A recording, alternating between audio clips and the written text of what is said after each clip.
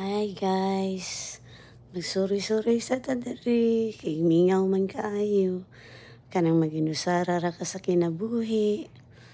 Ari tadari sa kagubatan, basin di makakita tagtarsan. Oh, joke. Bitaw, doon rin ni diri sa kong gistayhan and mao ni ako ang pastime pag weekend. So, magbike ko pa doon diri and then mare ko din sa forest, natural forest. Then, nice siya as in mingaw. Sayo pa kay ni sa buntag mga around 7.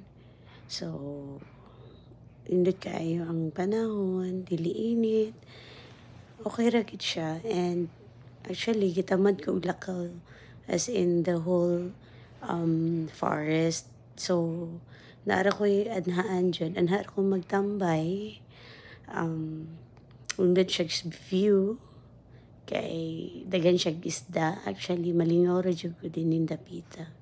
As in, mo spend kaning 2 hours siguro to 3 hours before kumuli. Kanang dili ko ganang magbike og layo. So, maani siya ang view. Amazing kayo ang view, very calm. As in, wala kay mabati nga nagstorya. Ikaw ra jud. Mabatian ra nimo ang mga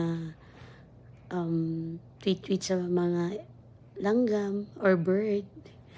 Or na mga isda nga naglupad-lupad kay naay ko diha kanang basta naay siya kanang animal nga mukha ng fish. Ano siya guys? Thank you.